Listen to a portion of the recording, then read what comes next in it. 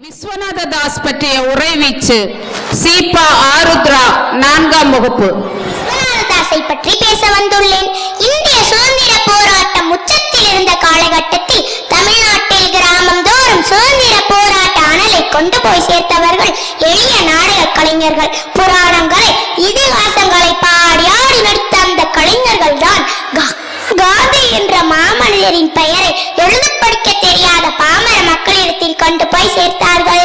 கூத்து பார்க்க வந்த மக்களிடம் வெள்ளைக்காரன் எப்படியெல்லாம் நம்மை சுரண்டுறான்னு பாட்டின் மூலம் உணர்த்தினார்கள்.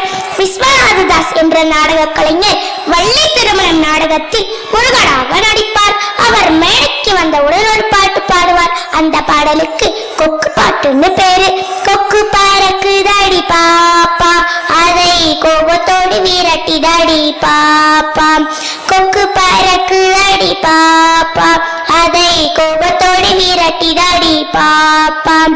கொக்கென்றால் கொக்கு நம்மை கொள்ளையிட வந்த கொக்கு, கொக்கென்றால் கொக்கு நம்மை கொள்ளையிட வந்த கொக்கு. தேம்ஸ் நதிக்கரையின் கொக்கு, அங்கு தின்ன மொழி இல்லாத கொக்கு. மது மாமிச வெறி பிடித்த கொக்கு, அதன் மகளை ஒழிய வேண்டும் பாப்பா. கொக்கு என்பது வெள்ளைக்காரனை குறிக்குது. இது எந்த தேசத்து கொக்கு? தேம்ஸ் நதிக்கரையின் கொக்கு.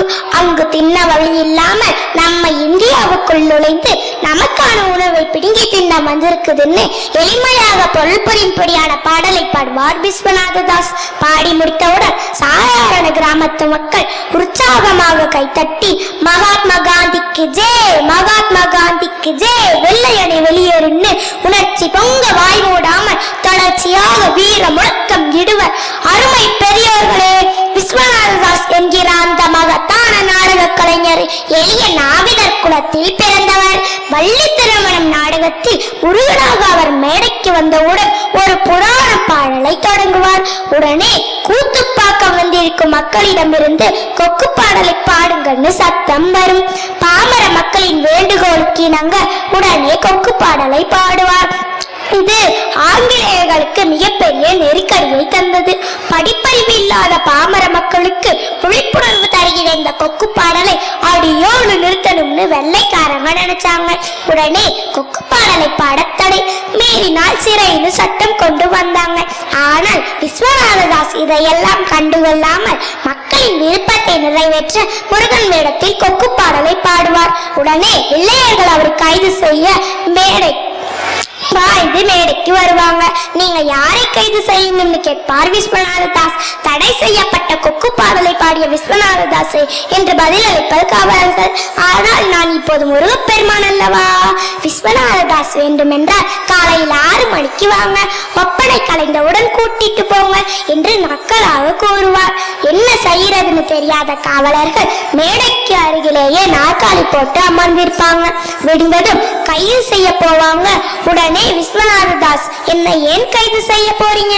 கொக்கு பாடலை பாடியது முருகப்பெருமான் தானே, நீங்கள் அவரைத்தானே கைது செய்ய வேண்டும் என்று மறுபடியும் நக்கலாக கூறுவார். ஆனால் விஸ்வநாத தாஸை கைது செய்து வெள்ளையர்கள் சிறைக்கு இழுத்து செல்வர். தனது 39 வயதிற்குள் 32 முறை, ஒரு முறை 2 முறை அல்ல 32 முறை கொக்கு பாடலை பாடியதற்காக சிறை சென்ற ஒரு மகத்தான நாடக கலைஞர் விஸ்வநாத தாஸ். ஏறினா மேடை, இறங்கினா சிறைன்னு தெரிஞ்சும் வெள்ளையரின் அடக்குமுறைக்கு சற்றும் மடிப்படியாமல் தொடர்ந்து கொக்கு பாடலை பாடி மக்களிடம் விழிப்புணர்வு ஏற்படுத்தியவர் தான் விஸ்வநாத தாஸ். ஆனால் நம்மில் எத்தனை பேருக்கு விஸ்வநாத தாஸை பற்றி தெரியும்? விஸ்வநாத தாஸ் அடிக்கடி சிறை சென்றதால் அவரின் வீடு ஏலத்துக்கு வந்தது. ஏலத்துக்கு வந்த வீட்டை மீட்கலாம் என்று கருதி சென்னையில் ஒரு நாடக அரங்கில் ஒரு வார காலம் நடிப்பதற்கு ஒப்புக்கொள்கிறார். முதல் நாடகம், முதல் காட்சி.